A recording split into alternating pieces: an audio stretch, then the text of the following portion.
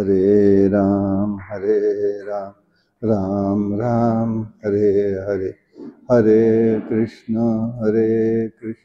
कृष्ण कृष्ण हरे हरे, हरे राम राम राम हरे हरे, हरे कृष्ण कृष्ण कृष्ण हरे हरे, हरे राम राम राम हरे हरे, हरे कृष्ण कृष्ण कृष्ण हरे हरे, हरे राम राम राम हरे हरे, हरे कृष्ण कृष्ण कृष्ण हरे हरे, हरे राम राम राम हरे हरे, हरे कृष्ण कृष्ण कृष्ण पुंडलीकवरदा हरि विठ्ठल श्री ज्ञानदेव तुकाराम, अवधूत चिंतन श्री गुरुदेव दत्त, भगवान गोपाल कृष्ण महाराज के जय, भगवान श्रीधर स्वामी महाराज के जय, अम्बा माता के जय, जय जय रघुवीर समर्थ। ओम पूर्णमिदं पूर्णात् पूर्णमुदच्यते, पूर्णस्य पूर्णमादाय पूर्णमेवावशिष्यते।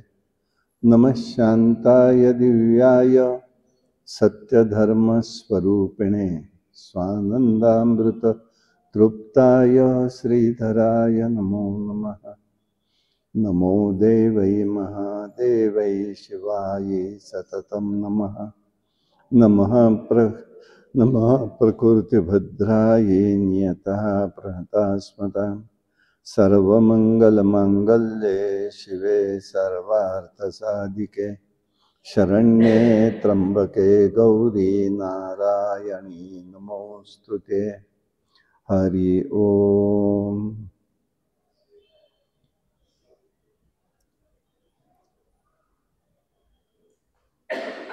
ओम नमो भगवते नारायणीय, ओम नमो भगवते नारायणीय। नमस्ते पुण्यस्मत्कूले निरञ्जनं सुसेव्यं, नमस्ते पुण्यस्मत्कूले निरञ्जनं सुसेव्यं, विशालक्षे कृपायुते विशालक्षे कृपायुते, भारती नमो नमः, भारती नमो नमः। ओम नमो भगवते नारायणीय, ओम नमो भगवते नारायणीय।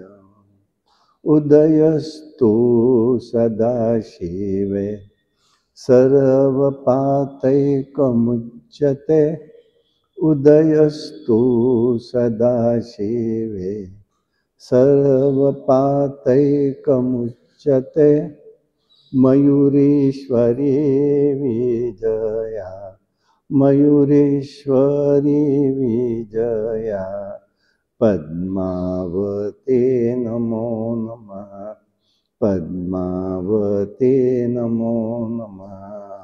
ओम नमो भगवते नारायणीय, ओम नमो भगवते नारायणीय। नमस्ते भक्तिस्ते कल्याणी, धन्यो असि हरिप्रियः, नमस्ते भक्तिस्ते कल्याणी, धन्य असि हरिप्रिया। कैवल्य ज्ञान दीपिका, कैवल्य ज्ञान दीपिका, लोकमाता नमो नमः, लोकमाता नमो नमः। ओम नमो भगवती नारायणीय। ओम नमो भगवती नारायणीय। नमस्ते वैष्णवी सफलं जन्म जीवितं च सुजीवितं। नमस्ते वैष्णवी सफलं जन्म जीवितं च सुजीवितम्। अजितानंद कृपा दर्शनम् अजितानंद कृपा दर्शनम्। कमला देवी नमोस्तुते। कमला देवी नमोस्तुते। ओम नमो भगवती नारायणीय।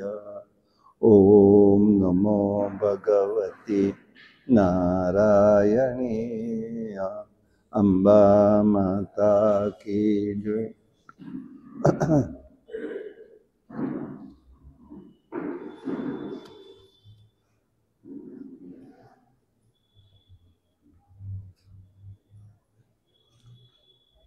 चतुर्थीचे दिवस विश्वव्यापक जननी हो। उपासका पाहसे अंबे प्रसन्न अंतःकरणी हो। पूर्ण कृपे तारिसे जगन्माता मनमोहिनी हो। भक्तासी माऊली सुर येती लोटांगणी हो। उदो बोला उदो अंबा बाई माऊलीचा। समर्थ रामदासांनी हा विचार मांडलेला आहे।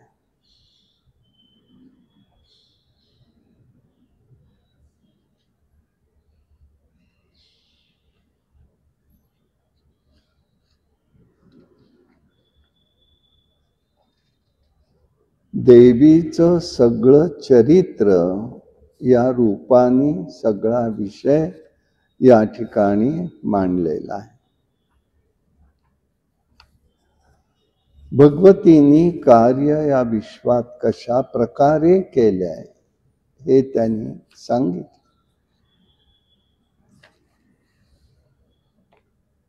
जन्मेजय म्हणतोय,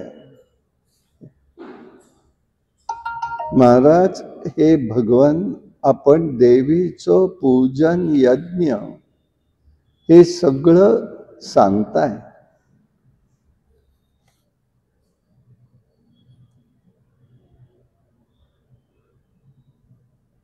ती देवी कोण आहे, तिची उत्पत्ती कोणी केली, तिचे गुण कोणकोणते आहेत, तिचा यज्ञ करण्याचा विधी काय आहे।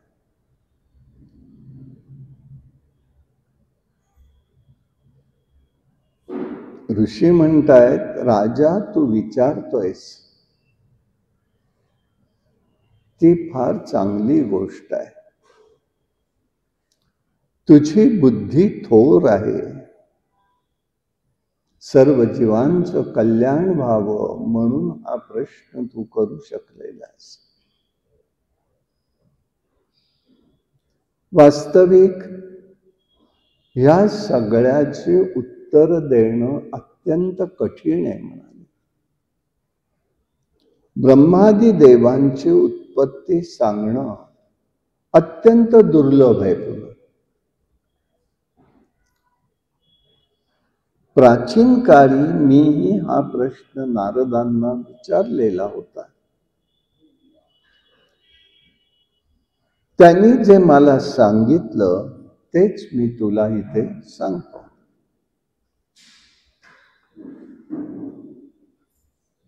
ब्रह्मा विष्णू महेश हे तिघ जण हे निर्माण करत असतात विश्वाला। आदिकारण तेच आहेत। कपिल मुनींसारखे जे असतात त्यांना सांख्यवादी असं म्हणतात। त्याच्यामध्येही दोन विचार, एक विचार आहे ईश्वर मानणारे आणि ईश्वर न मानणारे.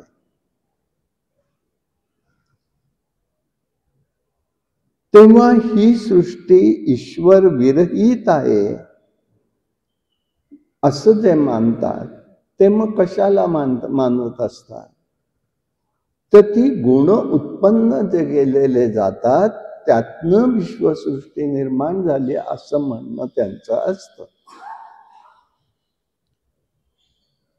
सांख्यवादांमधला दुसरा प्रकार आहे, ते मात्र तसं म्हणतात. ते म्हणतात नाही असं नाही ते, पण त्याच्या आधी सुद्धा हे सगळं करता करविता परमात्मा आहे.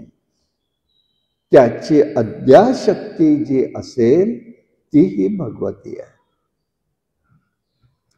जेव्हा जीव मात्र मनुष्य असा विचार करतो तेव्हा बुद्धीच्या साह्याने सर्व निराकरण करतो. म्हणून ही शक्ती कशी आहे? या देवी सर्वभूतेषु बुद्धिरूपेण संस्थिता नमस्तस्यै नमस्तस्यै नमोस्तस्यै नमो नमः. मग ती आहे, तो आहे कसा परमात्मा? हा परमात्मा जगताचा आत्माराम. जसं या देहाला आत्मा आहे तसं या जगताचा सुद्धा आत्मा आहे आणि तो परमात्मा. तो नित्य असून जगतामध्येच तो असतो आणि त्याच्या इच्छेने कार्य पूर्ण जी करत असते उत्पत्ती स्थिती लयाची, ती महाशक्ती अद्या असते. तिचं कार्य अखंड चाललेलं आहे. परमात्मा मात्र हा अत्यंत अव्यक्त आहे, तो दिसत नाही. त्यामुळे आपल्याला सुद्धा कोणी म्हणालं तरी सुद्धा आत्मा आम्ही जाणला म्हटला पाहिला म्हणू शकत नाही. आत्मज्ञान झालं म्हणजे काय? आत्मा झाला पाहिला असं म्हणतोय का आम्ही? नाही. मग तो आहे का? नाही आहे. मग तो आहे कशावरून? हा प्रश्न निर्माण होतात. हे तत्वचिंतन इथे व्यासांनी व्यक्त केलं. इथे उपनिषदाचा आधार घ्यावा लागतो.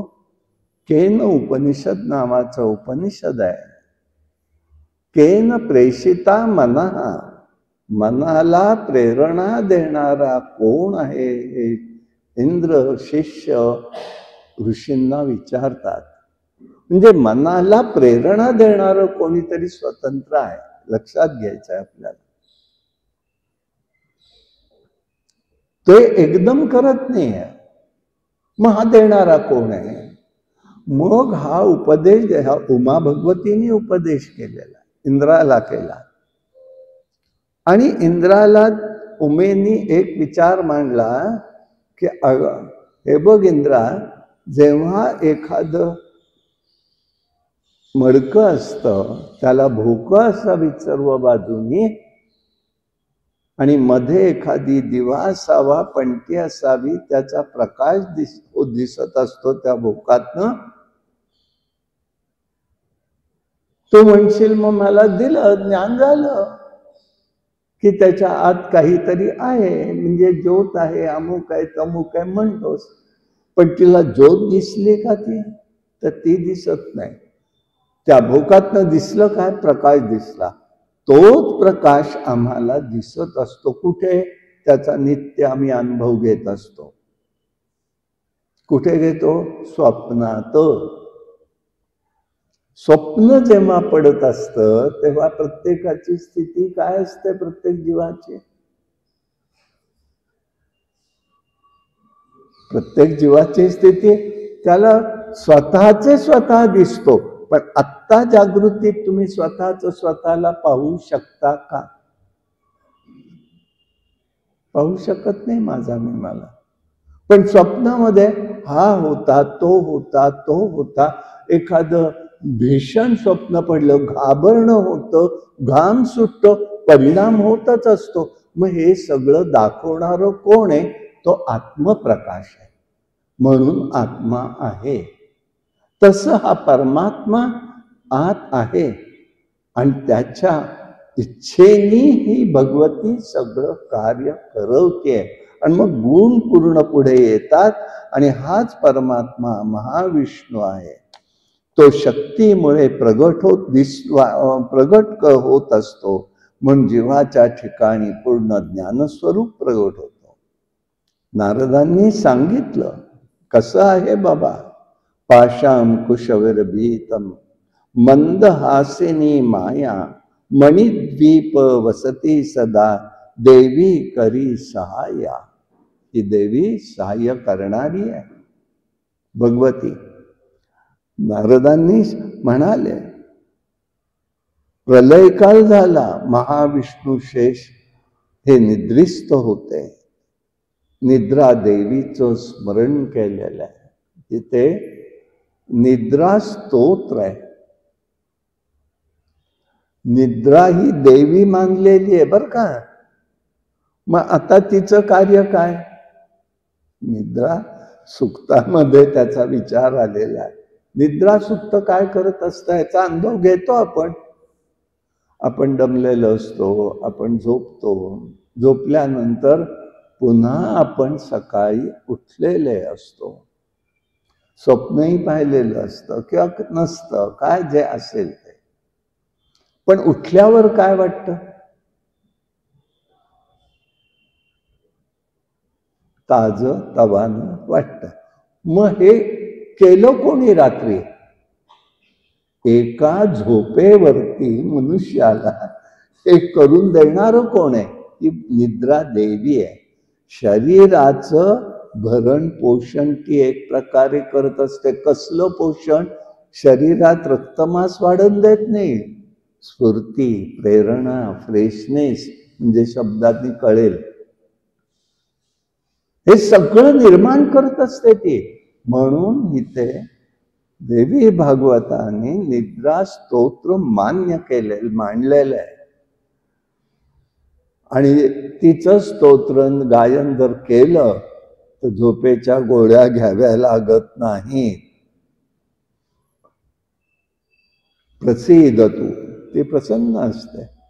आणि तिची हमखास प्रसन्नतेची जागा म्हणजे प्रवचन कीर्तन. नामदेवराय सांगतायत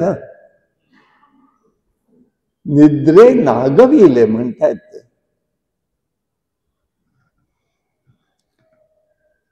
ब्रह्मदेवांनी तिथे मायेच्या साह्याने हे सगळं केलेलं आहे.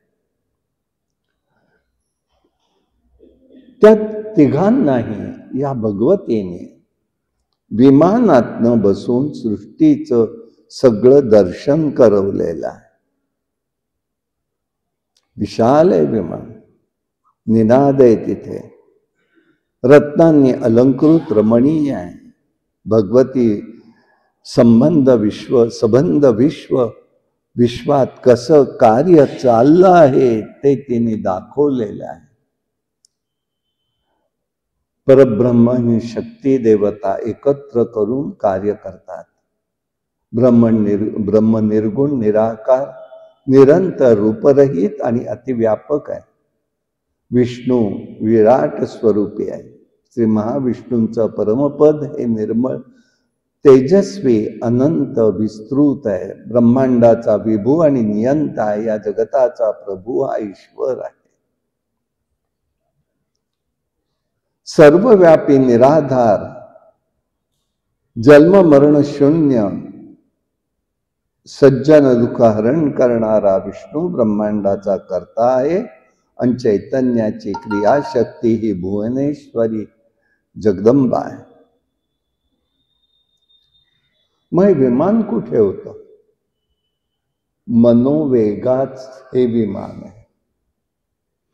आणि त्याच्यामधून जाताना वन भूमी उपवन हे सगळं दिसून येतं. पारिजात वृक्षाच्या छायेत सुरभी धेनू उभी होती. 4 दंत असलेला ऐरावत हत्ती होता. अनेक गोष्टी त्यांनी पाहिलेल्या आहेत तिथे. शंकर बैलावर आरूढ होऊन ब्राह्मी वैष्णवी सप्त मातृका तिथे होत्या हे बघितलेलं आहे त्यांनी.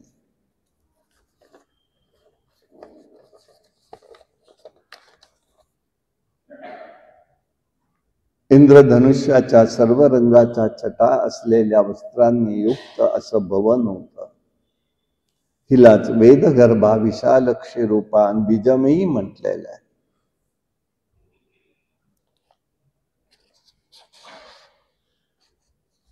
भगवती ही सगळ्यांची जननी आहे. ही भगवती देवी सर्वच करती आहे. चेतना शक्ती तीच आहे, महाविद्या तीच आहे, महामायाही तीच आहे. अवयव आणि प्रकृती रूपाने ती असते. ब्रह्मदेवाने शंकरांनी तिची स्तुती केलेली आहे.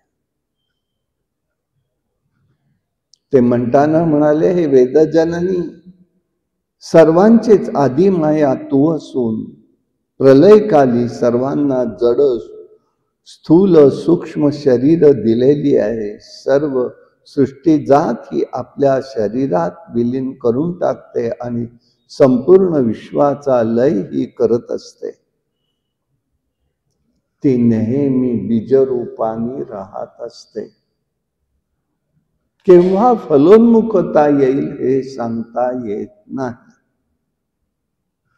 आणि म्हणून सदैव गुणसंपन्न असून तिला एक दिव्य गंध आहे आणि दिव्य अनुलेपन आहे. त्याने ती युक्त आहे. ही मूल प्रकृती आहे. स्वतः ही देवी आहे. विश्व भगवतीच्या सान्निध्याने हे निर्माण केलेलं आहे.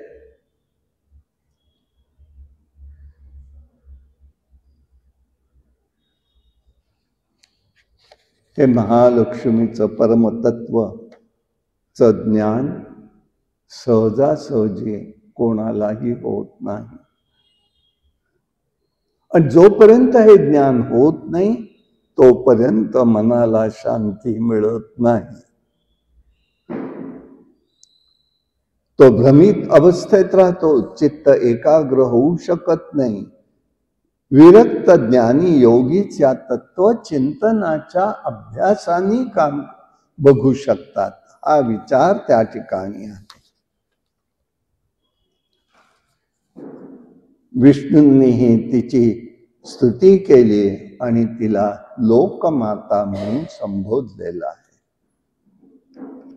तिने या ठिकाणी तेज, जल, भूमी हे निर्माण केलं आणि भोक्ता रूपाने चेतन अवस्थेमध्ये ती राहिलेली आहे.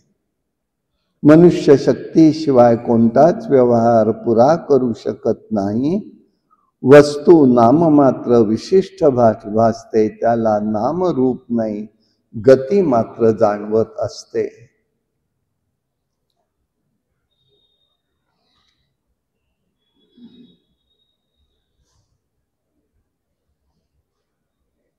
ती सर्वाची शक्ती आहे. जगताची रचना तिने केली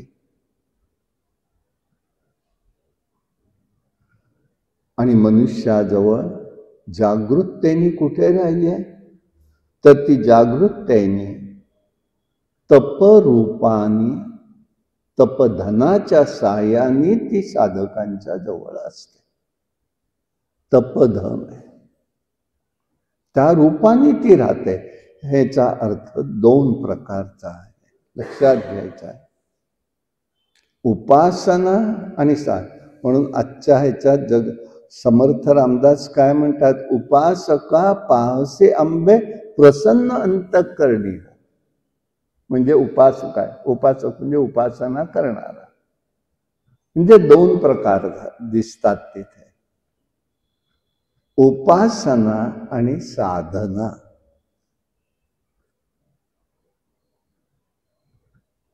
उपासना कशाची असते? आपली सगळी गफलत आपल्यामध्ये होत असते. मी सूक्ष्म छटा सांगतोय फक्त, आपल्याला काय करायचंय म्हणजे नक्की लक्षात येईल. तत्वचिंतन बघा, त्याच्यातनं पुढचा शब्द उपनिषद.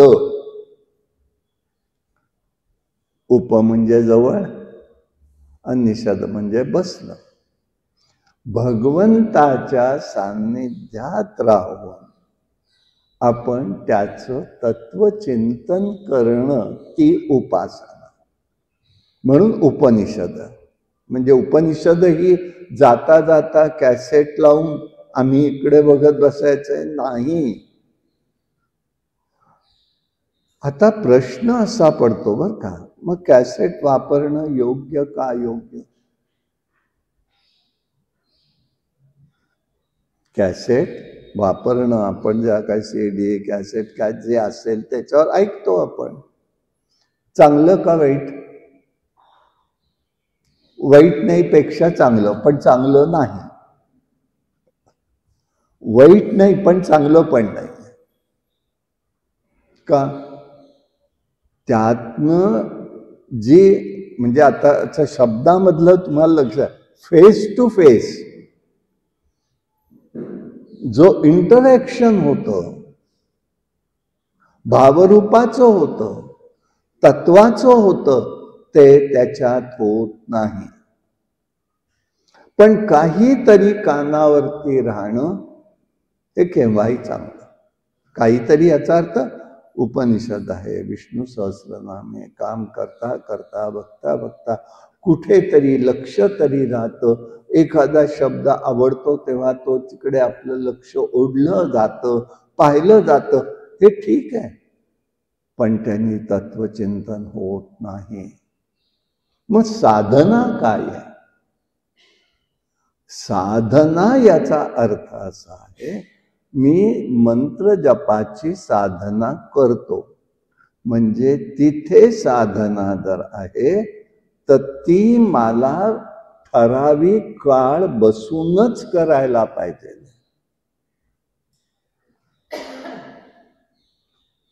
तिथे ठराविक काळ आहे, त्याचा वेळ आहे. हे का वेळ काळ सांभाळायचं असतं माहितीये का? एकदा का आपण भगवंताचा स्वीकार केला, भगवतीचा, भगवंताचा, उपासकाचा, गुरूंचा, कोणाचाही, कि मग ते सुद्धा, देवता सुद्धा भक्ताची वाट पाहत असतात. म्हणून ती वेळ टाळायची नसते.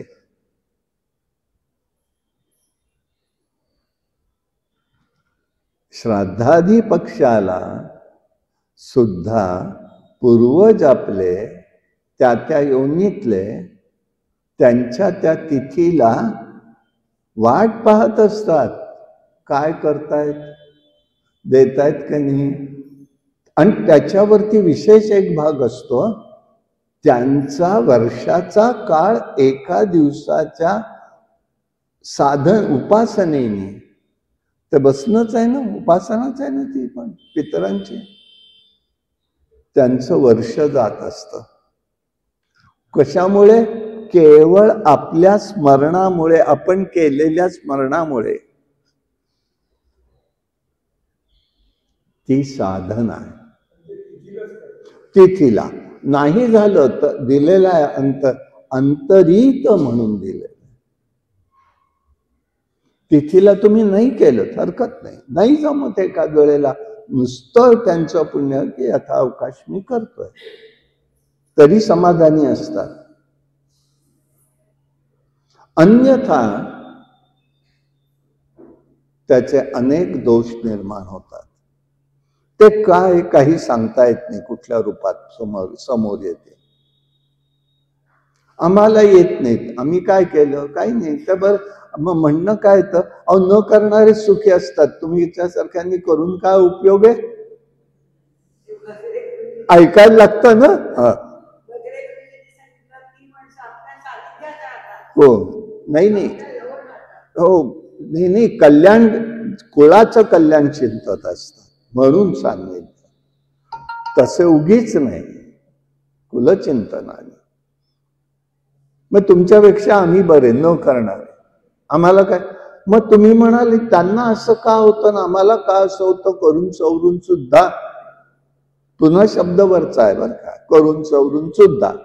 त्याचं कारण असं आहे की पुण्यांशाचा काळ तुमचा जबरदस्त असेल, जोपर्यंत आहे तोपर्यंत तो अनुकूल राहतो, पण पुढे एकदा क्षय झाला की विपरीताला सुरुवात होते. काय म्हणत होते?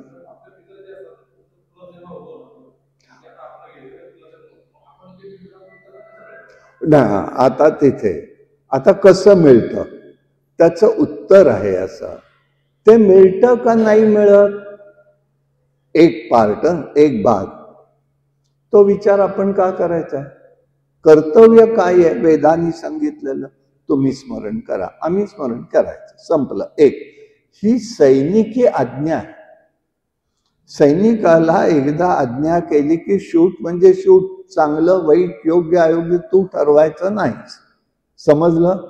एक भाग. नंबर 2, असं असतं तो जरी पुढे गेला तर तो जिथे असतो तिथे अनपेक्षितपणे त्या जीवाला, अनपेक्षित त्या जीवाला तो दिवस आनंदाचा जातो, समाधानाचा जातो, अनाहूत असतं ते. मग आपल्याला सुद्धा उत्साह प्रेरणा काही वेळेला वाटत असतं. बघा तो येतो अनुभव का नाही, कधी कधी घेता का नाही, कधीतरी चुकून असं होतं. आणि मग काय होतं, हे का होतं, तर त्या ह्याच्यात कोणीतरी केलेलं स्मरण असतं, तुमचं केलेलं स्मरण असतं. ही अव्यक्त भूमिका असते, हे अव्यक्त आहे सगळं, पण अनुभूती व्यक्तामध्ये येते, म्हणून त्याचा अनुभव आपण घ्यायचा आहे आणि द्यायचा पण आहे.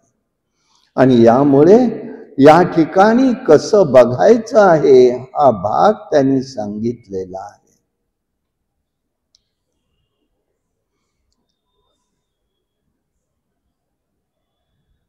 असं आहे, मुक्तीचं निमित्त करून प्रपंचाची उभारणी केलेली आहे. हे जो जाणतो तो जीव मुक्त होतो आणि सागराच्या लाटेप्रमाणे जीवन आहे. नाटकातील नटाप्रमाणे सर्व कार्य चाललेलं आहे, कधी सुखावं कधी दुःखावं. जिज्ञासा सदैव ज्ञानासी जिज्ञासा मनुष्याच्या ठिकाणी आवश्यक आहे. विभूती रूप सांगताना सर्व विभूती सर्व चेतन अचेतन भगवंताचं रूप आहे. आणि मोठी अतर्क्य बुद्धी आहे, तीच बुद्धी विकसित झाली पाहिजे. जीवाची बुद्धी अल्प मर्यादित आहे. आणि म्हणून ज्ञानदेवांनी आपल्याला सांगितलं, जे जे भेटे भूत ते मानिजे भगवंत.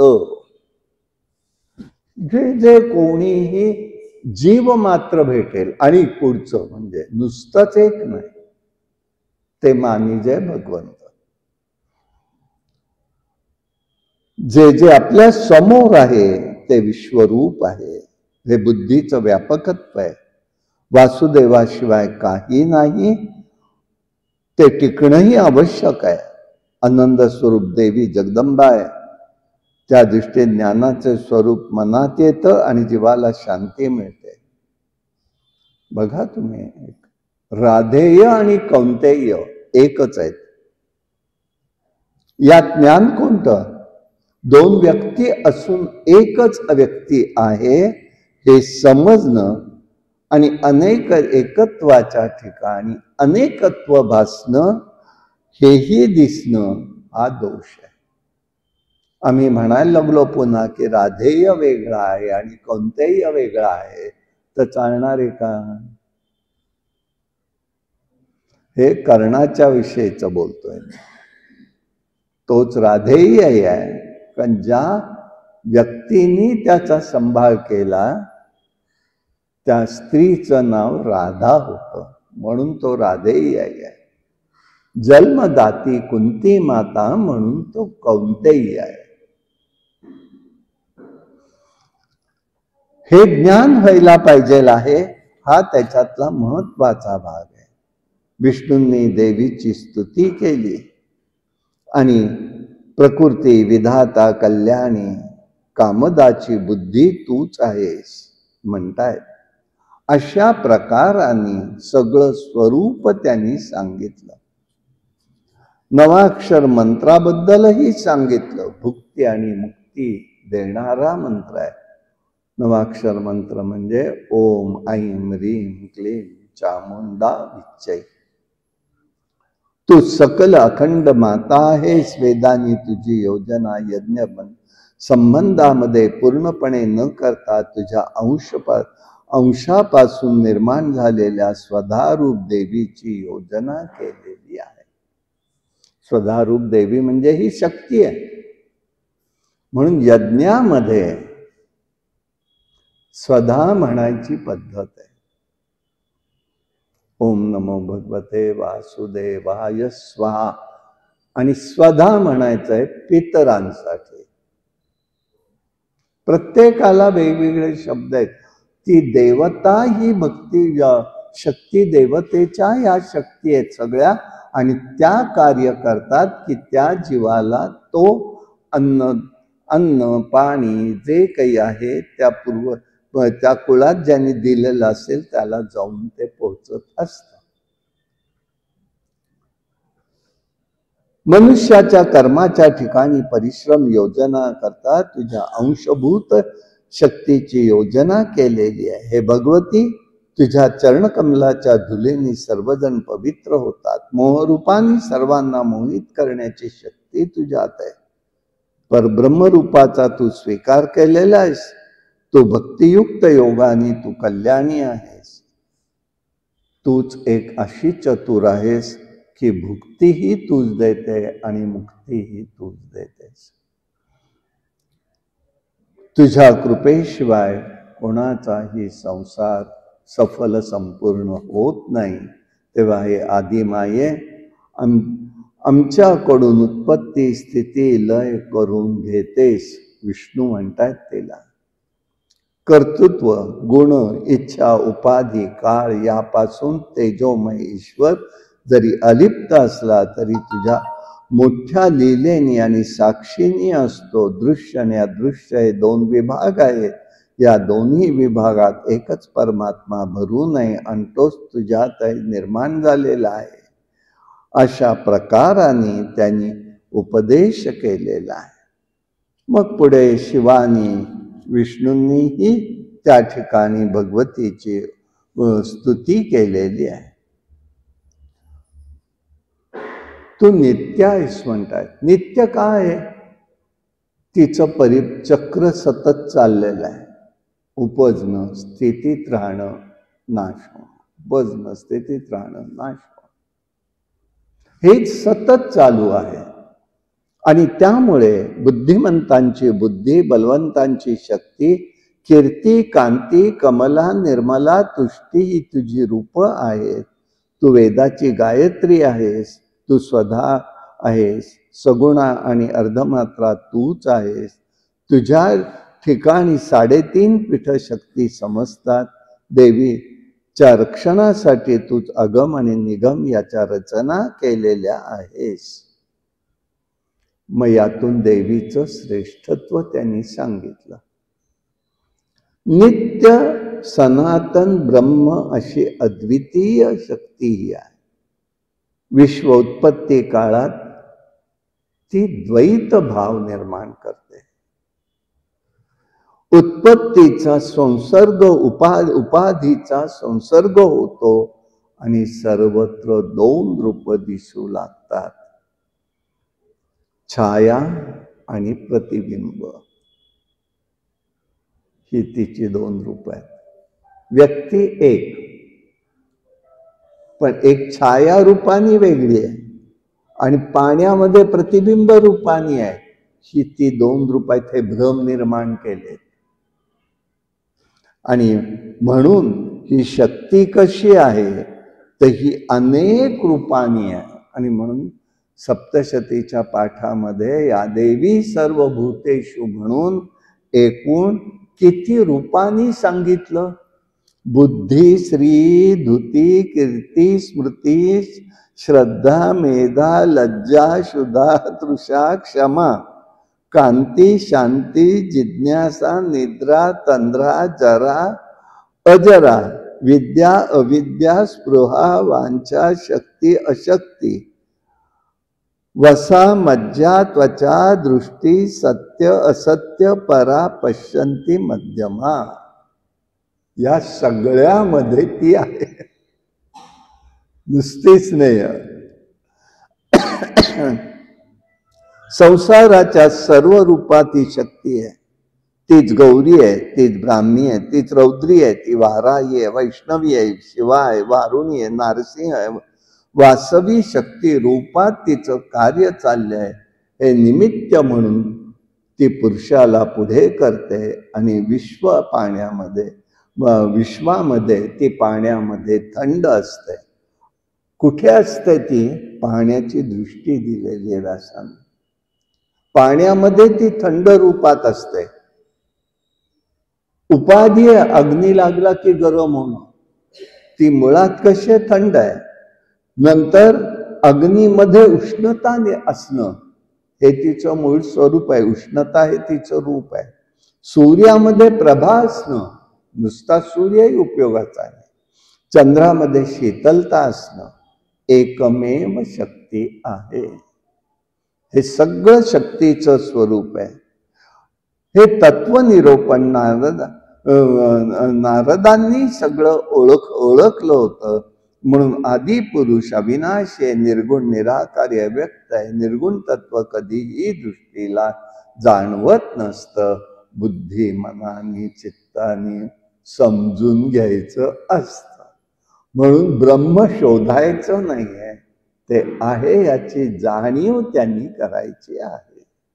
लक्षात आलं का?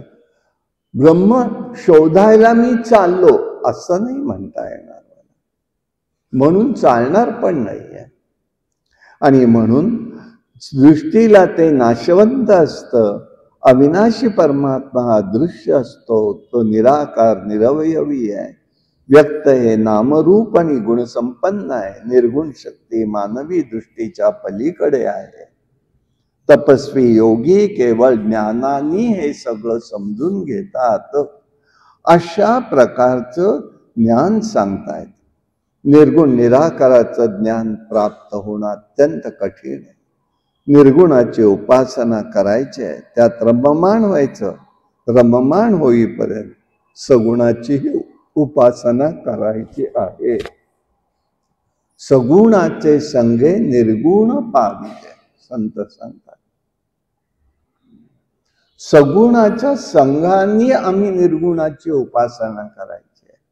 हा त्याच्यातला महत्वाचा भाग आहे. रसनेंद्रिय आणि चक्षेंद्रिय हे दोन्हीही पित्ताने आच्छादित असतात. रसनेला दोन गोष्टी आहेत. चक्षुरूपाने यथार्थ ज्ञान प्राप्त होणं आवश्यक आहे. अंतःकरणातही गुणांनी व्याप्त असतं, म्हणून निर्गुणाचं ज्ञान कधीही होत नाही. जोपर्यंत मनुष्य गुणातीत होत नाही तोपर्यंत निर्गुणाचा स्पर्श त्याला होऊ शकत नाही. आणि गुणातीत होणं म्हणजे निर्गुणाचा अभाव. निर्गुण याचा अर्थ काय? निरवय आहे, काही नाही, गुण असं नाहीये. त्या ठिकाणी सगुणातले जे आहे व्यक्त अव्यक्त, हे व्यक्त पुन्हा व्यक्तत्व किंवा गुण जेला म्हटलेला आहे, त्याच्याचा काहीही परिणाम होत नाही. ते निर्गुण. त्याच्यावरती त्याचा परिणाम सत्व रज तम या गुणांचा ज्याच्यावर परिणाम होत नाही ते निर्गुण. त्याच्या पलीकडे वगैरे नाही आहे, तर ह्याच्यातच आहे सगळं. मग ते आहे कसं? जेव्हा गुणात जीव अडकतो तेव्हा ते सगुण असतं. जेव्हा तो त्याच्या पलीकडे जातो किंवा त्याचा परिणाम होत नाही तेव्हा ते निर्गुण असतं. आणि म्हणून या सगळ्या गोष्टीचं ज्ञान करून घेतलं पाहिजे. पण या ठिकाणी अहंकार नावाची गोष्ट येते. व्यास म्हणतात मग हा अहंकार काय आहे तर त्याची भिन्न रूप आहेत. एक आहे ज्ञानशक्ती, दुसरं आहे द्रव्यशक्ती म्हणजे अर्थशक्ती, आणि तिसरी क्रियाशक्ती. सात्विक अहंकाराच्या ठिकाणी ज्ञानशक्तीचं वास्तव्य असतं. राजसाच्या ठिकाणी क्रियाशक्तीचं अस्तित्व असतं आणि तामस ठिकाणी द्रव्य शक्तीत असतं. ही कार्य असतात. आता द्रव्याचा भाग बघा कसा का तामस आहे. आम्ही काय विचार करत असतो, सर्वसाधारण माणूस सगळेच, आपल्याला नाही होत आहे मग काय करावं, जो करतोय त्याला सहाय्य करायचं. म्हणून आम्ही काय करतो, अर्थदृष्टीने सहाय्य करत असतो. बरोबर आहे. पण इथे ते म्हणतायत असं सहाय्य हे तामस सहाय्य आहे.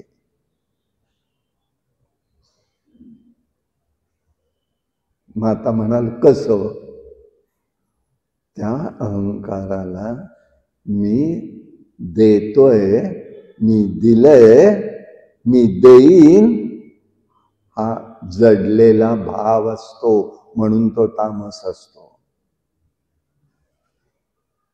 म्हणून त्याच्यात अडकायचं नाही आहे.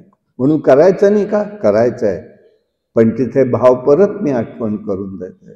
त्वदीय वस्तू गोविंदम तुभ्यमेव समर्पयते. हे गोविंदा तुझीच वस्तू मी तुला देतोय, म्हणजे मीपणा त्यातला संपतो.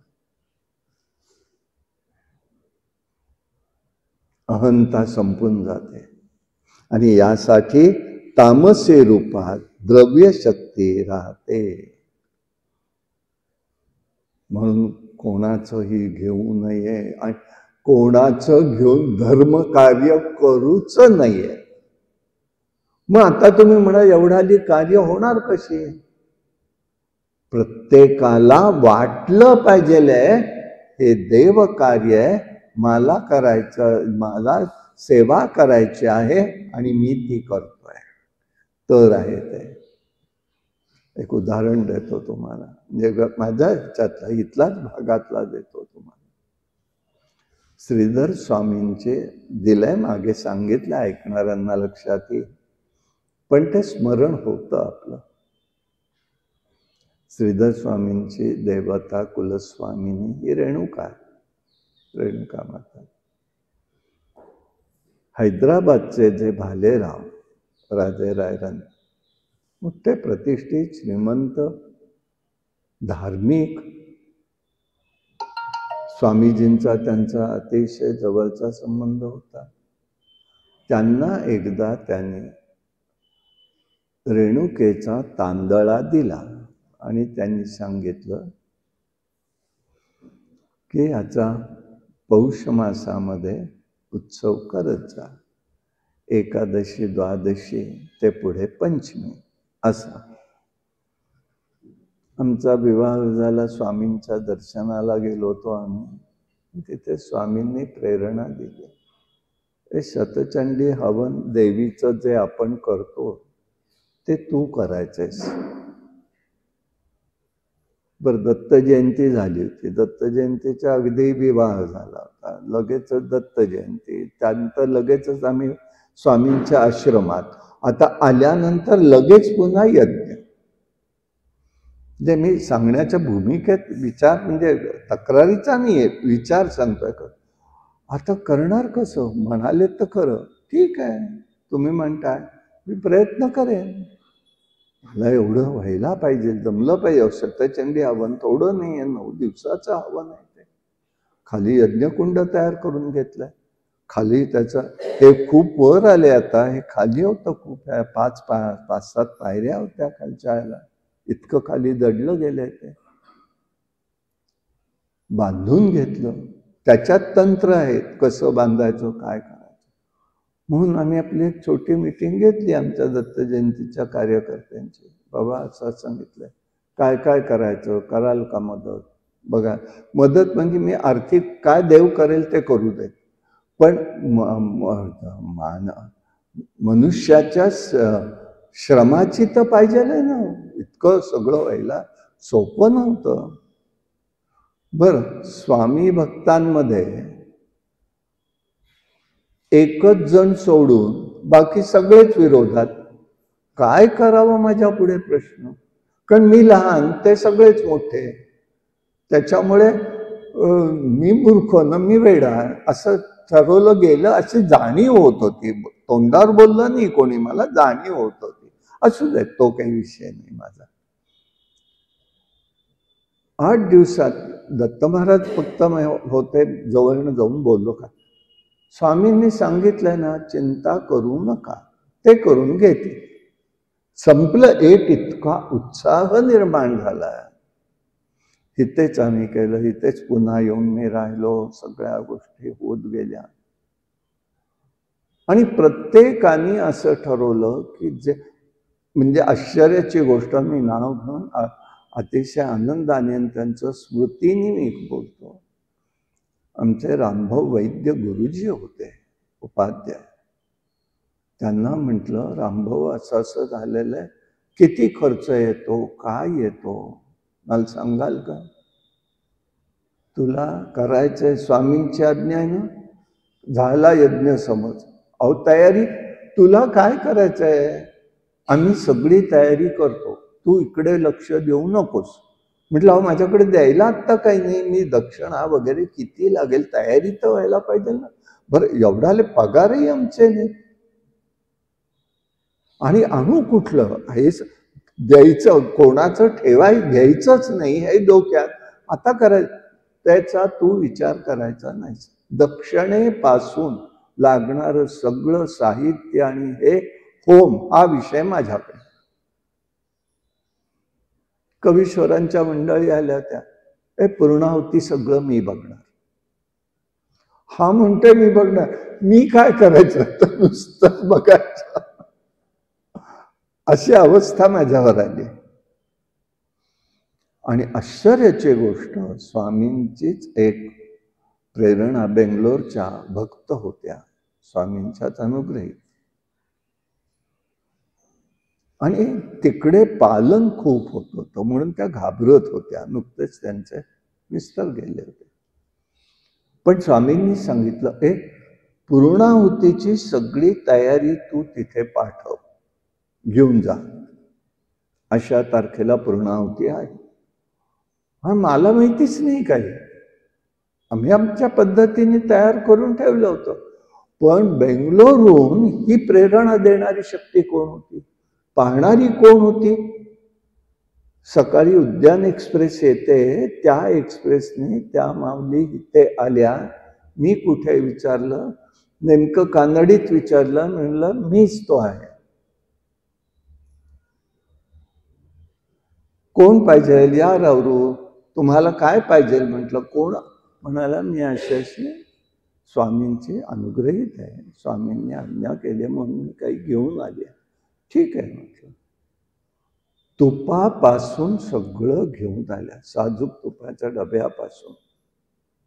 आणि नुसतं नाही तर बेंगलोरी 9 वारी साड्या सुद्धा आणल्या. आणि त्यांना माहिती होतं पूर्ण, मला सांगायची गरज नव्हती, बोलायचाही विषय नव्हता, मला माहितीच नव्हतं, म्हणजे पुढे जाऊन सांगतो. त्या म्हणाल्या, तुपामध्ये तेव्हा कळलं फरक काय असतो तो. देवाला हवन करताना सगळं वस्त्र तुपात बुडवून दिलं, भिजवून दिलं पाहिजे, नुसतं द्यायचं नसतं. नुसतं कधी मनुष्य गेल्यावर त्याला अंगावर घालायचं कापड, हे तसं कोरं द्यायचं असतं.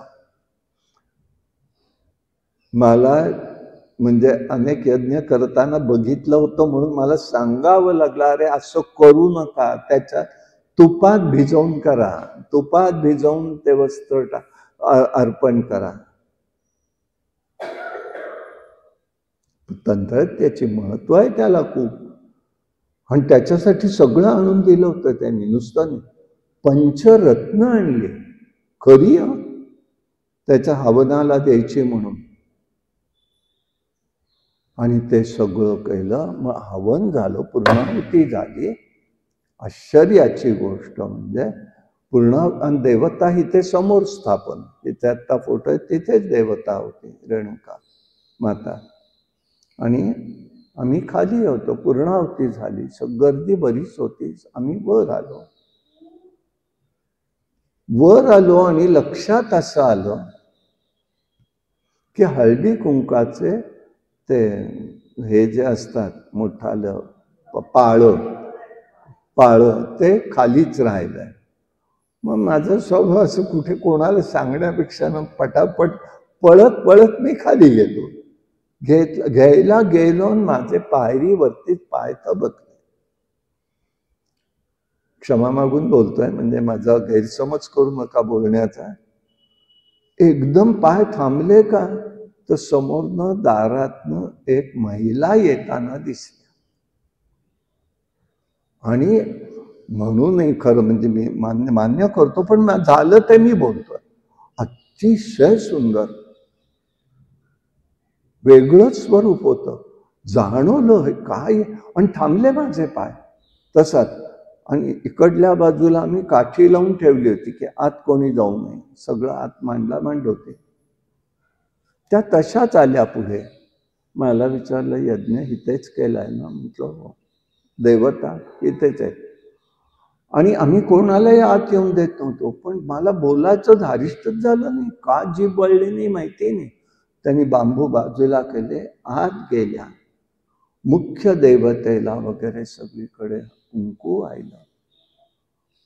मग मी हळूच आत गेलो, आपण विचारण्याच्या पूर्वी. मग मनात आलं, यावरच आहे सौभाग्यवती, आपण त्यांना बोलून हळद कुंकू तरी लावू. आपण कसं लावणार, आम्ही पुरुष म्हणून मी बोलवायला वर आलो. बोलवाय आधी या खाली, त्याही लगेच आल्या. पण तेवढ्यामध्ये पाठ फिरून त्या निघाल्या. आणि माझ्या लक्षात तेव्हा आलं, जो शालू भगवतीला होमामध्ये अर्पण केला होता, तो शालू त्या नेसलेल्या होत्या. दोघही पळत वाऱ्यासारख्या आम्ही रस्त्याच्या बाजूला गेलो.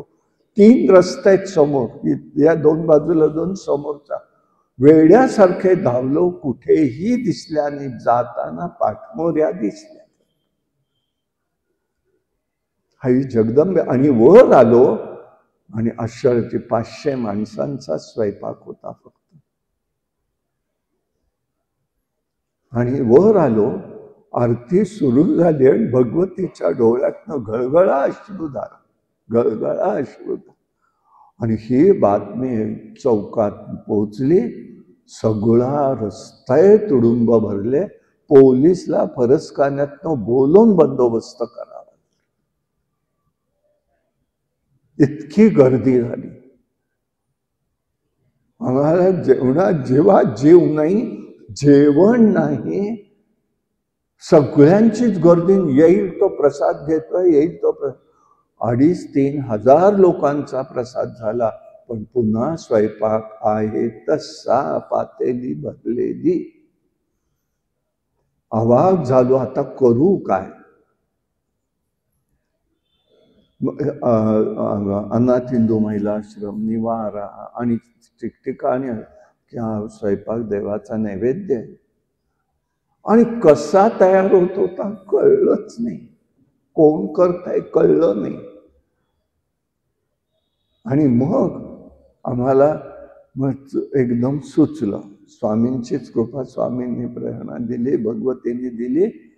सगळे एकत्र काढलं, भांडी घासायला घेतली, पालथी टाकली, तेव्हा थांबलं अन्न निर्माण होण्याचं. ही भगवती शक्ती कसं कार्य करेल सांगता येत नाही. तो त्याचं करून घेत असतो. मागून घेऊन नाही, लक्षात घ्यायचं. कोणाकडनं मागू? ते तिचं कार्य करत. आणि शेवटी गंमत वाटेल तुम्हाला, मी मोकळा, माझ्याकडे काही शिल्लकही नाही राहिलं. मला काही मिळण्यासाठी केलंच नव्हतं, स्वामींची आज्ञा म्हणून केलं होतं, त्याच्यामुळे मला काही शिल्लक राहील आणि मिळेल ही भावनाच नव्हती. इतकं छान झालं आमचं. आणि पुढे आमचं 3 वर्ष असं इथे या ठिकाणी शतचंडी हवन, गणेश, अनेक यज्ञ इथे झाले. ऋग्वेद स्वाहाकार झाला, अनेक प्रकारचं. आणि आत्ता झालेला म्हणजे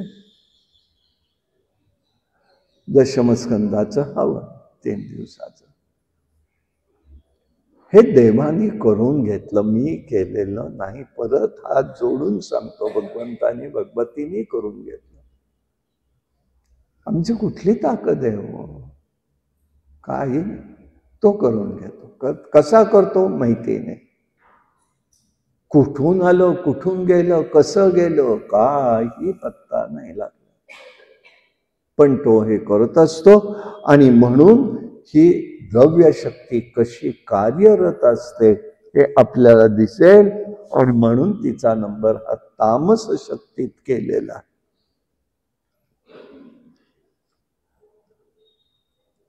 ती शब्द आणि स्पर्श गुण निर्माण करते, नंतर रस, रूप, गंध निर्माण करते, सर्व व्यापून आहे. आकार हा शब्द गुणांनी भासतो, वायू स्पर्शाने अनुभवता येतो, रूप तेजाच्या ठिकाणचा गुण आहे, उदकाच्या ठिकाणी रसगुण आहे, गंध हा पृथ्वीचा गुण आहे. हे गुणवर्णन त्यांनी केलं. निर्गुण निराकाराचं ज्ञान प्राप्त होणं आवश्यक आहे. यासाठी महत्वाचं म्हणजे निर्गुणाची उपासना करावी, त्यात रममाण व्हावं. त्यात रममाण होईपर्यंत सगुणाची उपासना केली पाहिजे. अशा प्रकारे सर्व भूत निर्माण झालेली आहे. अहंकारातून दिशा, वायू, सूर्य, वरुण, अश्विनी कुमार हे सगळं निर्माण झालेलं आहे.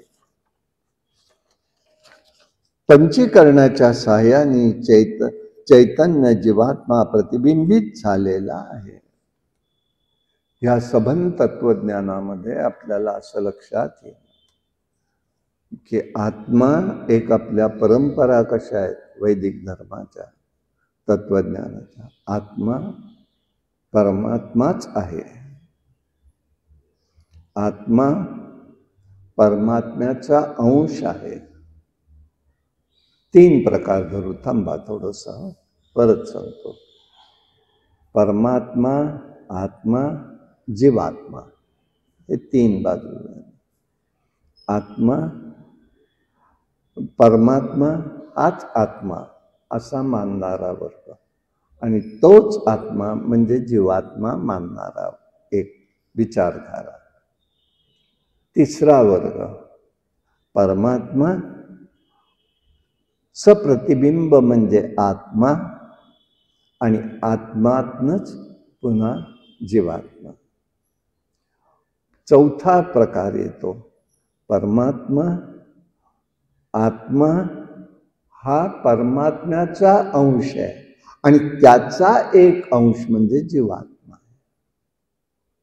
असा मानणारा एक विचार प्रवाह. सगळे योग्य आहे, चुकीचं कोणतंही नाही. कोणाला कुठे कसा भावेल हे सांगता येत नाही. हा विचार त्यांनी इथे सांगितलेला आहे.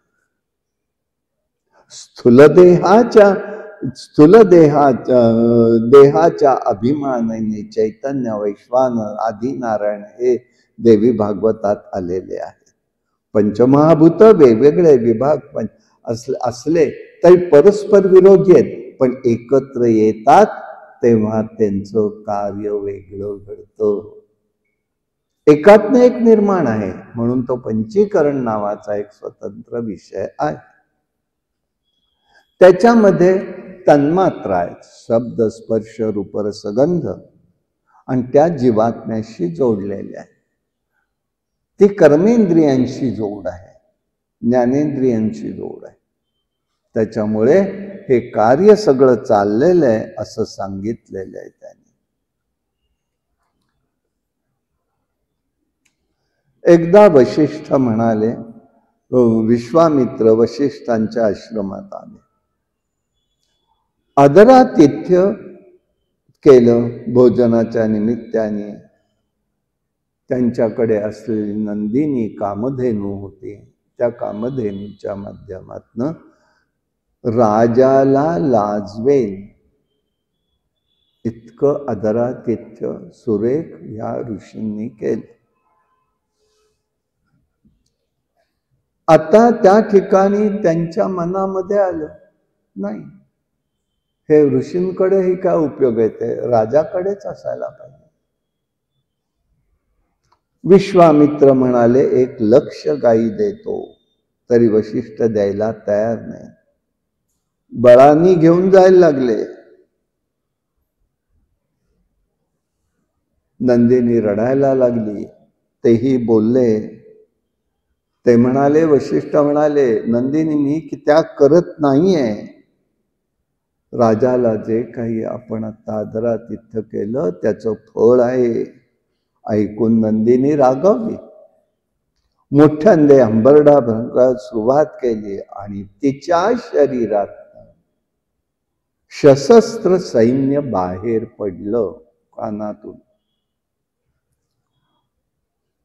आणि त्याच्या बरोबर त्यांचं युद्ध झालं आणि शेवटी त्यांना नंदिनी ठेवून निघून जावं लागलेलं आहे.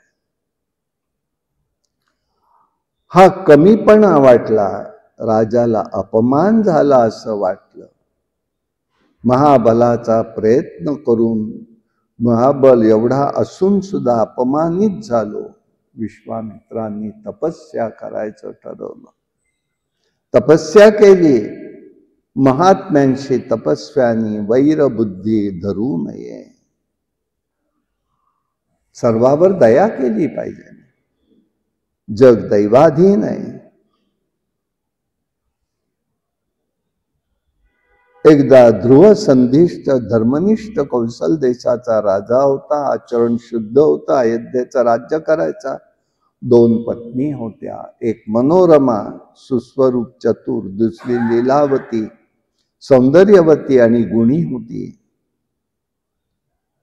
मनोरमेला सुदर्शन पुत्र होता. लीलावतीला शत्रुजित पुत्र झालेला आहे. दोघांवरही सारखंच प्रेम होतं. शत्रुजित पुढे चमकू लागला. सुदर्शनाची माया प्रेम कमी होऊ लागलं. माता पित्यांचं सर्वावरच प्रेम असावं, प्रेम असतं, पण सर्व भावांनी सारखं असतं असं होत नाही. मग म्हणाल का, मनुष्याचे गुण प्यारे असतात, माणूस प्यारा नसतो. आईवडील वाईट चिंतणार नाही, लक्षात ठेवा. पण सगळ्यांना सारखं मिळत नाही. कारण गुण प्यारे असतात. गुणी जर नसेल तर तिथे भेद पडतो. हा व्यावहारिक सगळे सिद्धांत देवी भागवतांनी सांगितलेले.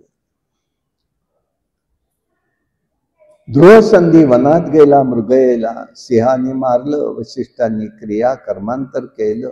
राजा रागवलाय. वशिष्ठांनी सुदर्शनाला संमती दिली. दोन्ही मुलांचे आजोबा आजीचे आई वडील यांच्यात वादविवाद झाले. शत्रुजित युधाजित मंत्री आणि वीरसेन यांना दुःख झालं. क्रोध आणि लोभाच्या आहारी हे युद्ध होतं. सुदर्शनाचे आजोबा वीरसेन युधाजित सुदर्शन शोधून मारण्यासाठी वनात गेले. भरद्वाज त्याला समजून सांगतात. युधाजित निघून जातो. भरद्वाज सुदर्शनाला जगदंबेची उपासना करायला सांगतात. कामबीजाची त्यांनी उपासना केली, म्हणजे ऐमरीम क्लीम चामुंडई विच्छेचं.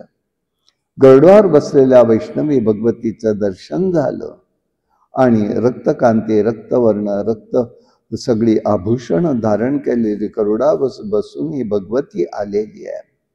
तिने भाता आणि कवच वैष्णवी शक्तीने दिलं आईची सेवा करण्याचा उपदेश होता. अशा रीतीने अंबिकेचा प्रसादाने वीर आणि सगुण संपन्न झालेला आहे. राधा ही श्रीकृष्णाच्या प्राणाहून अधिक प्रिय आहे. शक्ती संपन्न, रूपवती, शालिनी, सौभाग्यशालिनी आहे. तिने कृष्णाच्या वक्षस्थळी आपलं स्थान प्राप्त केलं. शतशृंग पर्वतावरती राहून तिने कृष्णासाठी तप केलं. श्रीकृष्ण तेथे प्रगट झाल्याबरोबर त्याला त्यांनी पुष्कळ दुर्लभ असे वर दिले आणि तू सौभाग्य, मानप्रेम आणि गौरव विद्यमान राहशील. तू सर्व स्तुता आणि पूजिता होशील. भक्ती रूपात भगवंताच्या भक्ती प्रेमाचं रूप म्हणजे राधा आहे. ही विलक्षण शक्ती आहे. तिला नेहमी प्रार्थना करावीशी वाटते. राधे राधे प्रेम तुला भगवंते दिदले, त्यातील अंश मला तू दे. नारदांनी पुढे मग गंगा कशी निर्माण झाली हे सांगितलंय. श्रीकृष्ण रासमंडळात विराजमान होते. राधेचे कृष्णाचं पूजन केलं. सरस्वतीने हाती वीणा घेऊन सुंदर ताल सुरामध्ये गायन केलं आणि कृष्ण राधा रासक्रीडा करत होते. सर्वजण मंत्रमुग्ध झाले. पाहता पाहता राधा आणि कृष्ण रासमंडळात दिसेना. कुठे गेले. तेव्हा लक्ष्मी देवी पण बघायला आल्या. कुठेही सापडेना. मग गेले कुठे? ब्रह्मदेवांनी मग ध्यानस्थ अवस्थेमध्ये ते पाहिलं. इथे गंगेची उत्पत्ती वेगळी सांगितलेली आहे, खोटी नाही आहे. एक एक कल्प घटना त्या जरी घडल्या तरी घटनेचे आशय काही ठिकाणी बदललेले. जसं म्हटलं जातं की मिथिला नगरी ही भारतातही आहे, पण नेपाळमध्ये म्हणतात जनकपुरी ही हिची आहे, सीतेचंच माहेर आहे म्हणून. असं पण तो एक कल्प असेल. इंडोनेशियात म्हणतात राम आमचाच कडला आहे. म्हणजे कोणाचं चुकीचं म्हणता येत नाही. आपण त्याचा समन्वय कसा करावा हे लक्षात घ्यायचं आहे. कसा आहे तर प्रत्येक कल्प बदलला, घटना त्या घडल्या तरी त्या ठिकाणी कुठेतरी थोडासा फरकाने तेच घडलेलं आहे. आता हे कुठे जाणार, कुठे गेले म्हणून त्यांनी बघितलं तर ते दोघही जण जलरूप होऊन महाविष्णू परमात्म्याच्या उजव्या अंगठ्यामध्ये जाऊन बसले. पुष्कळ शोधलं, सापडेच ना. मग काय करायचं असा विषय त्यांच्या पुढे आलेला होता. आणि मग त्यांनी तो बघितला. काय करायचं? मग त्या ब्रह्मदेवांनी प्रार्थना केली. या म्हणाले, त्यांना प्रार्थना करा, घेऊन जा. मग ते आले, प्रार्थना केली. ब्रह्मदेवांनी कमंडलूमध्ये तिला घेतलेलं आहे. ब्रह्मदेवांचा कमंडलू किंवा संन्यासाचा कमंडलू म्हणजे संजीवन असतं. सामर्थ्य, तेज जे आहे ते संजीवन आहे. म्हणून गुरुचरित्रातही आपल्या लक्षात येईल, गुरु महाराजांनी सुद्धा हातात कमंडलू होता. शुष्की काष्टी पल्लव दाऊनी लवलाही, कुष्टी ब्राह्मण केला साधू निज देही. हा जो आहे त्याला शुष्क काष्ट दिलं होतं आणि सांगितलं पालवी फुटेल तेव्हा तुझ्या अंगावरचं कोड जाईल.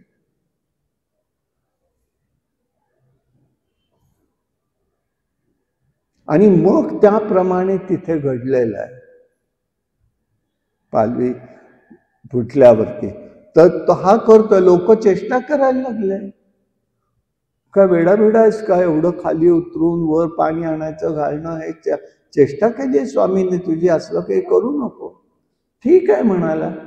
म्हणून नेहमी साधकांनी लक्षात काय ठेवायचं आहे, आपण करत असलेल्या साधनेला कितीही जवळच्या कितीही लांबच्या लोकांनी चेष्टा कुचेष्टा केली तरी आपली साधना सोडू नये, कोणालाही समोर करू नये. म्हणून 3 गोष्टी आम्हाला सांगायच्या त्यावेळेसारख्या. मी खातो काय, माझ्याकडे किती आहे, अग्निक पाण्याशी अन्नाशी कधीही वाटे जाऊ नये. कोण कुठे घात करेल याचा नेम नाही. खोटे पण करायचं नाही, पण खरे पण दाखवायला जायचं नाही. खोटं करू नका, पण खरं मी खूप आहे हे सिद्ध करायला जाऊ नका. आपला चांगुलपणा आपल्या जवळच राहू दे. परिमळाची धाब भ्रमर ओढी, गंध दुसऱ्याला आला पाहिजे, माझा गंध घ्या सांगायला येता कामा नाही. याप्रमाणे झालं. आणि मग त्या ठिकाणी त्यांनी ती घेऊन निघालेले आहेत भूतलावरती. आणि ते संजीवन सगळ्यांना गंगा रूपाने प्राप्त झालं. आणि ते ठिकाण हिमालयातल्या ढोल गावी आहे. आम्ही योगायोगाने पाहून आलो. याबरोबरच होत्या सुंदरी होता मला वाटतं तेव्हा. आम्ही तिथे जाऊन आलो आणि ती जागा बघून आलो, दर्शन घेऊन आलो. अतिशय रम्य असं होतं. संबंध तिथे उंचच्या उंच वृक्षराजी आहे. म्हणजे एक वृक्ष असा आहे की त्याचा बुंदा नुसता 2 हाताच्या एवढा, बिळक्या एवढा, आणि डोली केवढी, इकडनं माणूस उभाच्या उभा इकडनं तिकडे जाईल. पण वरती मध्ये उभं राहिलं आणि वर पाहिलं तर आकाश दिसतंय, इतकं त्याला मोकळं आहे. आणि सगळा हिरवागार. काय निसर्गाची किमया होती माहित नाही. अफाट अप्रतिम सौंदर्य होतं. आम्ही असा एक विशेष अनुभव घेतला की तिथे गेल्यानंतर कुठल्या घंटा वाजत होत्या कळल्याच नाहीत. ठण ठण ठण घंटाच वाजायला लागल्या. आम्ही सगळेच जण एकमेकाकडे बघतो, पण कुठेही एकही घंटा दिसली नाही आम्हाला. ढोल नावाचं गाव आहे ते. तिथे श्रीयंत्रावरती लक्ष्मीचं देवीची स्थापना आहे. कल्याण स्वामी नावाच्या एका स्वामींनी, कर्नाटकातले, त्यांनी तिथे मंदिर बांधलेलं. अप्रतिम आहे ती जागा. आणि तिथे ती गंगा प्रगट झाली. ती सगळ्यांसाठी म्हणून झाली. ब्रह्मांडात पूजनीय ठरली देवी भगवतीने विष्णूंच्या उजव्या पायातनं स्थिर राहण्याचं ठरवलं. पुढे काही काळाने प्रगट झाली. शिवानी मस्तके धारण करून भूतलावर आणलेली आहे. अशा प्रकाराने हे सगळं स्वरूप त्यांनी सांगितलं. पुढे प्रत्येकाचा विस्तार एक एक त्यांनी केलेला आहे. आपण थोडा थोडा विस्तार रोज बघूया. अशा प्रकाराने हे सगळं भगवतीचं चरित्र आहे. हे पाहायचं आहे, त्याचा आनंदही घ्यायचा आहे आणि त्याची अनुभूती सुद्धा आल्याशिवाय राहत नाही. असो, आज पर्वामध्ये सांगितल्याप्रमाणे यज्ञ संकल्पनेवरचं पुस्तक आणलेलं आहे. कोणाला आवश्यकता वाटल्यास जरूर त्याचा विचार करावा. अभ्यासाचा म्हणून विषय आहे तो, रमणीय असा नाही. 125 रुपये त्याची किंमत आहे. परंतु आणि ज्ञानदेवांचा विचार आणि भगवद्गीतेचा विचार असा एकत्र विषय आहे तो. त्या दृष्टीने आपण त्याचं चिंतन करू शकतो. आणि भगवंतांनी जो विषय सांगितला तो विषय कशाच्या संबंधात येतो तर तो कर्मयोगाच्या निगडीत आहे. आपण नित्य कर्मामध्ये असतो. मग तेच कर्म आपण कसं केलं पाहिजे ते भगवंतांनी सांगितलं, ते प्रकाशित करण्याचा प्रयत्न एवढाच आहे त्याच्यावर. असं कायेन वाचा मनसेन्द्रिये वां बुद्ध्यात्मना मां प्रकृति स्वभावात् करोमि यद्यं सकलं परस्मै नारायणाय समर्पयामि। हरि ओम तत्सत्। विठ्ठल विठ्ठल विठ्ठल विठ्ठल विठ्ठल विठ्ठल विठ्ठल विठ्ठल पुंडलीकवरदारी विठ्ठल श्री ज्ञानदेव। अवधूत चिंतन श्री गुरुदेव दत्त। भगवान गोपाल कृष्ण महाराज, भगवान श्रीधर स्वामी महाराज के। अम्बा माता की जय। जय जय रघुवीर समर्थ।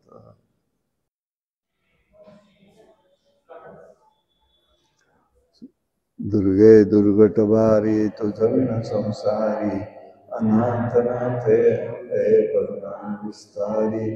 वारी वारी जन्म मरणाचे वारी, हरी पडलो आता संकट निवारी। जय देवी जय देवी जय महिषासुरमर्दिनी, सरोवर ईश्वर वरदे तारक संजीवनी। जय देवी जय देवी त्रिभुवनी भुवनी पाता जय सेनानी। चारी समले परंतु न बोलवे काही, चारी व्याध ना पडलो प्रवाही। ते तू भक्ता लागे पाऊस लवलाई। जय देवी जय देवी जय महिषासुरमर्दिनी, सरोवर ईश्वर वरदे तारक संजीवनी। जय देवी जय देवी प्रसन्न वदने प्रसन्न होती निराशा। क्लेशापासून सोडी बहुपाशा, आंबे तुझ वाचून कोण फरविला आशा। नरहर तल्लिंगाला बदलून बदलेशा। जय देवी जय देवी जय महिषासुरमर्दिनी, सरोवर ईश्वर वरदे तारक संजीवनी। जय देवी जय देवी अश्विन शुद्ध पक्षी अंबा बैसली सिंहासनी हो। प्रतिपदे पासुनी घटस्थापना ती करुणी हो। मूल मंत्र जप करुणी भोती रक्षक ठेऊनी हो। ब्रह्मा विष्णु रुद्र आईचे पूजन करती हो। उदो गोला माऊली चावो, उदो कारे करजती कायम तिचावो। उदो गोला उदो अंबाबाई माऊली चावो। द्वितीयेचे दिवशी मृत्यू 64 योगिनी हो। सकळांमध्ये श्रेष्ठ शिवरामाची जननी हो। कस्तुरी मळवट भांगी शेंदूर भरुणी हो। उदो कारे गर्जती सकळाच्या मुंडा मिळुनी हो। उदो बोला अंबाबाई माऊली चावो। तृतीयेचे दिवशी अंबे शृंगार मांडला हो। मळवट पातळ चोळी कंठी हार मुक्ता फळा। तिचे पदके कासे पीतांबर पिवळा हो। अष्टभुजा निर्मित अंबे सुंदर सेलीला हो। उदो बोला अंबाबाई माऊली चावो। चतुर्थीचे दिवशी विश्वव्यापक जननी हो। उपासका पावसी प्रसन्न अंतःकरणी हो। मन माझे मोहिले जगन्माते मन मोहिनी हो। भक्ताच्या माऊली सुरदे येते लोटांगणी हो। उदो बोला माऊली चावो। पंचमीचे दिवशी व्रत ते ओपांग ललिता हो। अर्घपाद्य पूजेने तुझला स्तवती हो। रात्रीचे समयी करती जागरणारी कथा हो। आनंदे प्रेमते आले संभावी क्रीडता हो उदो बोला उदो अंबाबाई मौलीचा हो षष्ठीचे दिवशी वरतना घेऊन दिवट्या हर्षे ते गोंधळ घातना कवडी एक अर्पिता देशी हार मुक्ता पळा झाली भक्त कुळाहू उदो बोला उदो अंबाबाई सप्तमीचे दिवशी सप्तशृंग गडावरी हो तेथे तू नांदसी भोवती पुष्पे जाई जुई शेवंती पूजा रे बरवी हो तो संकटी पडता जय देसी वरचेवरी उदो बोला अष्टमीचे दिवशी अष्टभुजा हो सह्याद्री पर्वती पायी उभी गज्जननी हो मन माझे मोहले नालो तुझ लागुनी हो स्तनपान देऊनी सुखी के अंतःकरणी हो उदो बोला गंगाबाई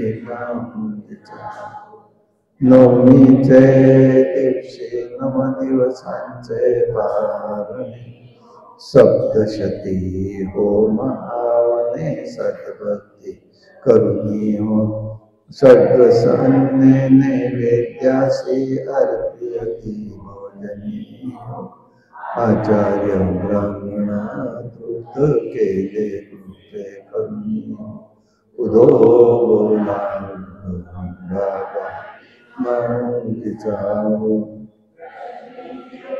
दिवशी अंबानी जय सिंहनी हो सिंहारूढ करिदारुण शस्त्रे अंबे राक्षसी किती मारसी रणी हो विप्रा रामदासाश्रय दिदला तो चरणी हो उदो बोला अंबाबाई उदो कारे गर्जती महिमा वर्णुतीचा हो उदो बोला उदो अंबाबाई माऊलीचा हो सोन्याच्या पाऊलाने देवी लक्ष्मी आली ओवाळीत कापुराने भक्ता प्रसन्न झाली सोन्याच्या पाऊलाने नेसळले बरदरी तोळी भराने जे करून काथा नाके मुरणी जे सोन्याच्या पाऊलाने कुरळ्या केसावरी शोभे चिजाळे गळ्यात गळसरी भांगडीन गमोरे सोन्याच्या पाऊलाने कंकणी कुशावरी वाके शोभर कावरी हसत द्वारी सोन्याच्या पाऊलाने कुलपाचा करी दोडा मध्ये घातला वेडा वेणीत नागभावना रंगला सोन्याच्या पाऊलाने पायात पाय जुबे वर हरडे माता खेळ बिबाळ सोन्याच्या पाऊलाने पिकल्या साडी डाळी पेपराल हळूहळी राबती दास दासी दुबत गाई भाषे रवी घुमती डेऱ्यात लाने देवी लक्ष्मी लिओ आले ते कापुराने भक्त प्रसन्न झाली सोन्याच्या भावनाने. माते तुझ्या चरणी आश्रय देसे आम्हा, तेनेचे नित्य मुनी तुष्टी घडे प्रकाम. लागो तुझ्या चरणी हे मानसाच नित्य, याहून अन्य जगदम नकांक्ष्य चित्त. सर्वस्वी तूच आमचे जगदंब माते, आम्ही तुझे प्रिय शिशूच तुझे नाते. वाटो कसाई गुणहीन सदा जनामी, तू एक माय करसी मम चोदन. अवधूत चिंतन श्री गुरुदेव भगवान गोपाल कृष्ण महाराज, भगवान श्रीधर स्वामी महाराज की. अम्बा माता के जय, जगदम्ब देव।